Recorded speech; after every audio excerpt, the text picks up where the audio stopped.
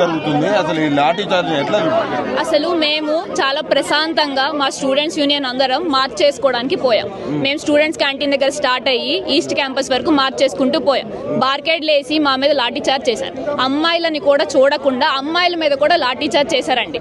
మీకు ఏ హక్కు ఉందని లాఠీ చార్జ్ చేయడానికి అడుగుతాం. మేము స్టూడెంట్స్ ఇక్కడ, మేము మా యూనివర్సిటీ స్టూడెంట్స్, మేము ఇక్కడ మా యూనివర్సిటీ వాళ్ళు చదువుకోవడానికి వచ్చాం. మాకు మా భూములు కావాలని అడుగుతున్నాం. దాని మీద కూడా మేమేదో దొంగల్లాగా ఏదో క్రైమ్స్ చేసినట్టు మా మీద లాఠీ చార్జ్ చేసేంత హక్కు మీకు ఎవరు ఇచ్చారని ఈరోజు అడుగుతున్నాం.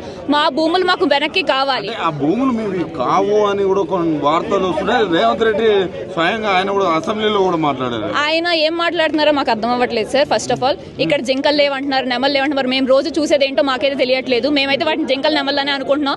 ఆయనకి ఏమైనా డౌట్ ఉంటే ఆయన మీడియా పోలీసులు అందరూ కలిపి రండి, చూడండి మొత్తం ఎక్కడ జింకలు కనబడతాయి మీకే తెలుస్తుంది.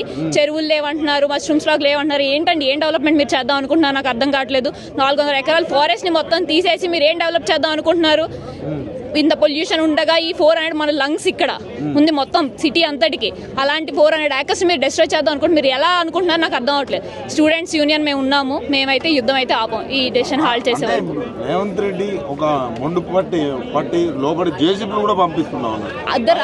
రాత్రి లాంగ్ వీకెండ్ చూసుకొని ఉగాది ఇది అనగానే యూనివర్సిటీ స్టూడెంట్స్ అందరూ ఇంటికి వెళ్ళిపోతారు, వీకెండ్కి వెళ్ళిపోతారు. అంటే మిగిలిన స్టూడెంట్స్ అందరూ ఏం అడగరు అనుకుంటున్నారు, ఏమనుకుంటారు? రాత్రి బుల్డోజర్లు తెచ్చి మొత్తం అంతా క్లీన్ చేయించేసి ఏం చేద్దాం అనుకుంటున్నారు? అసలు నాకైతే అర్థం అవ్వట్లేదు. మాకు దీనికైతే ఆన్సర్ కావాలి. మా భూములు మాకు వెనక్కి కావాలి. ఈ డెసిషన్ హాల్ట్ చేయాలి. ఏం చెప్తారు మీరు గవర్నమెంట్కి? ఏం చెప్తారు గవర్నమెంట్కి? మేము ఏం చెప్తున్నాం అంటే ఏదైతే ఉందో ఈ 400 ఎకరాలని ఒకవేళ మాకు హెచ్సియూకి ఇచ్చేయండి, లేదంటే దాన్ని ఆ నేచర్ని అలా ఉంచేయండి. ఆ నేచర్ని డిస్ట్రాయ్ చేయొద్దు.